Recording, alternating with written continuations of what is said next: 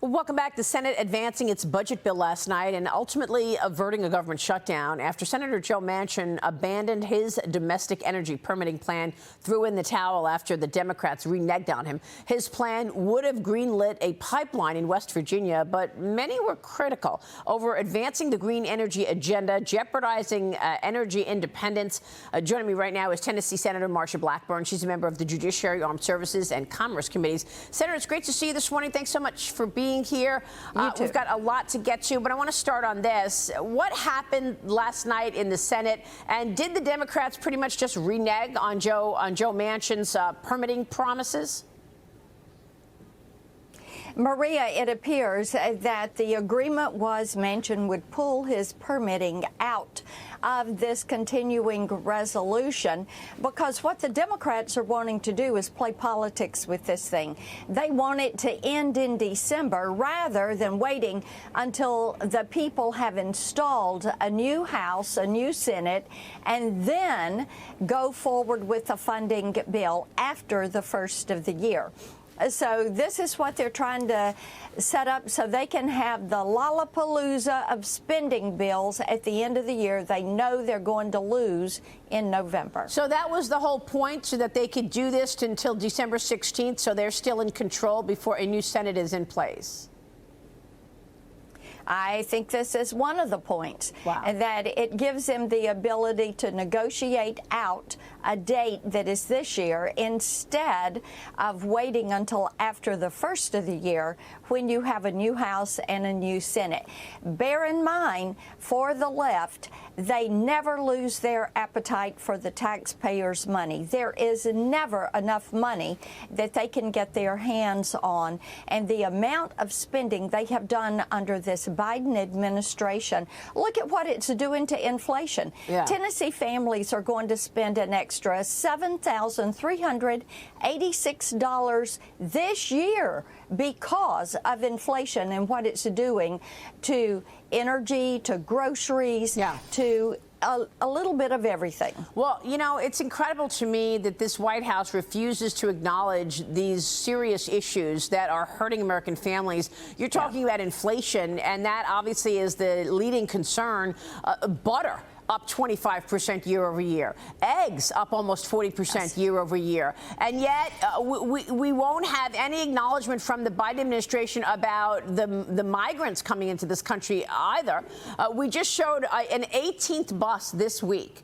Can you imagine, Senator, there were 18 buses sent to New York with just about 50 people on each bus from Texas, because we are talking about massive overflow. People from 150 countries coming through the Rio Grande. And what are we focused on? That's President Biden's student loan bailout. It's facing the first legal challenge, a public interest attorney filing a lawsuit to prevent the handout from going into effect. White House Press Secretary Karine Jean-Pierre responded to it yesterday. And here's what she said. You got to hear this. Watch. Opponents of the Biden-Harris administration student loan plan are trying to stop it because they know it will provide much needed, again, relief for working families. Anyone who does not want to give that debt relief can choose to opt out. God, it's really painful to watch her. You just wind her up and she just reads the talking points. I hate to say this, I really do. But it's just, does she think the American people believe what she's saying? This Biden bailout is expected to cost $500 billion, according to the Committee for a Responsible Budget and the Congressional Budget Office, Senator. That's right, and that is the opening bid of what it is going to cost. Bear that in mind.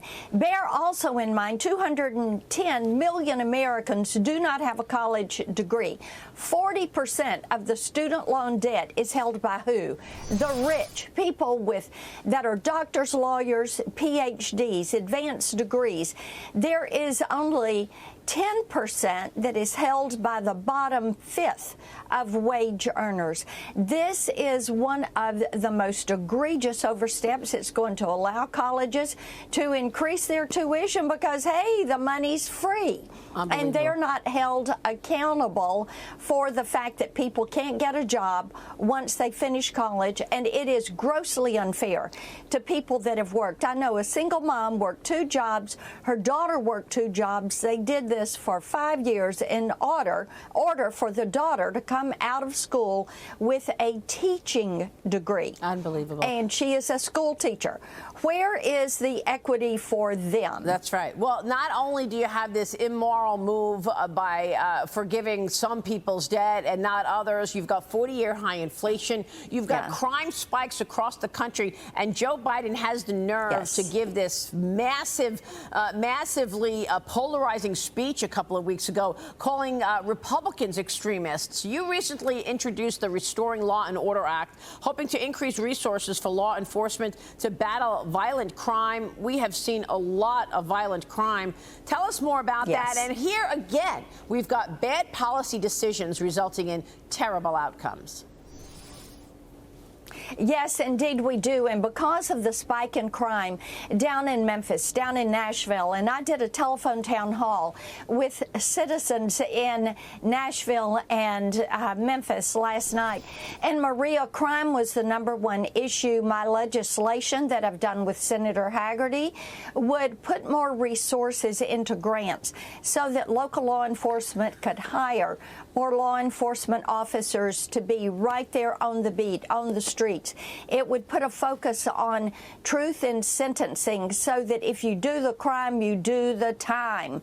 It would keep these criminals in jail and give the resources that are necessary to do that. And also the rape kit backlog.